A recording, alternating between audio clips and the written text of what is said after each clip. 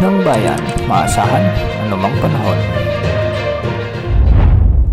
Magandang oras po sa ating lahat. Narito na ang pinakahuling update sa binabantayan pa rin nating si Bagyong Emong at sa habagat na nagdadala ng mga pag-ulan sa maraming lugar sa ating bansa. Kita na sa satellite animations ang pagliko ni Bagyong Emong patungo sa direksyon ng Ilocos Region. Kaya sa mga oras na ito ay dapat naghahanda na ang maraming lugar sa Ilocos Norte, Ilocos Sur, La Union, Pangasinan, ang ilang bahagi ng Cordillera Administrative Region at Cagayan sa pagtama nito sa susunod na mga oras, lalong-lalo na mamayang gabi o madaling araw bukas. Samantala, kita rin sa ating satellite animation ang makakapal na kaulapan ng habagat na bumabalik muli ito sa kalupaan ng ating bansa. Matapos pansamantalang bumaba ito sa Mindoro, aangat muli ang habagat pabalik sa Calabarzon at Metro Manila, pati na rin ang ilang bahagi ng Central Luzon, dulot ng inaasang pag-angat din ng Bagyong Emong ng pahilagang silangan. Kaya madadala nito ang monsoon range pataas na magdadala muli ng malalakas hanggang sa matitinding pag-ulan sa Metro Manila, Calabarzon,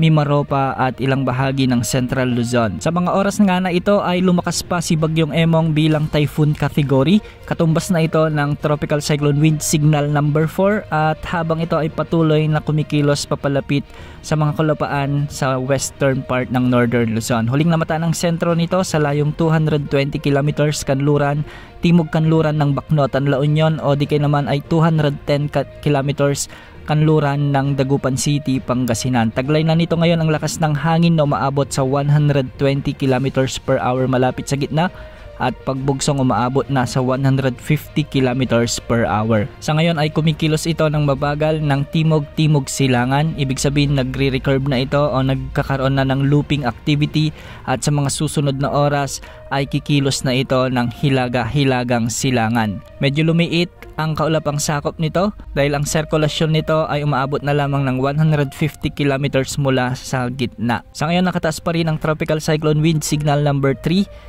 sa kanlurang bahagi ng Ilocos Sur, kanlurang bahagi ng La Union at kanlurang bahagi ng Pangasinan. Samantalang signal number 2 naman ay nakataas pa rin sa Batanes, Babuyan Islands, Ilocos Norte, nalalabing bahagi ng Ilocos Sur, nalalabing bahagi ng La Union, nalalabing bahagi ng Pangasinan, Benguet, ang kanlurang bahagi ng Nueva Vizcaya, Ifugao, Mountain Province, Kalinga, Abra at Apayao.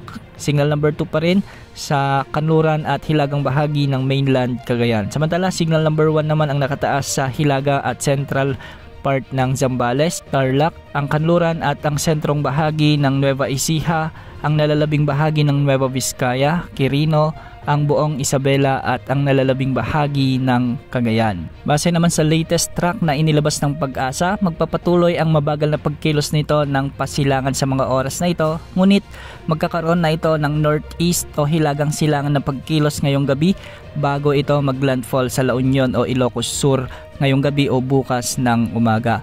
Posible rin itong lumapit sa bahagi ng northwestern portion ng Pangasinan, lalong-lalo na sa mga bayan ng Bulinaw, Anda at iba pang bahagi ng western Pangasinan na makakaranas din ng mga malalakas bugso ng hangin at malalakas na ulan. Ayon sa Pag-asa, posible pa ang paglakas nito bago maglandfall sa bahagi ng La Union at Ilocos Sur, ngunit hindi rin inaalis ang posibilidad na mas humina rin ito ng bahagya bago ito maglandfall sa mga kalupaan ng nasabing probinsya dahil nga sa mga interaksyon nito sa mga kabundukang sakop ng northwestern Luzon. Sa mga susunod na araw ay posibleng humina na si Bagyong Emong dahil sa interaksyon nito sa mga kabundukan ng northern Luzon at patuloy ang pagkilos nito sa hilagang bahagi ng ating bansa. Sa mga kababayan natin sa Ilocos Region at ilang bahagi ng Cordillera Administrative Region, ilang oras na lang ang natitira para maghanda. Dapat sa mga oras na ito ay nakaredy na ang ating mga gagamitin kung sakali mang magkaroon ng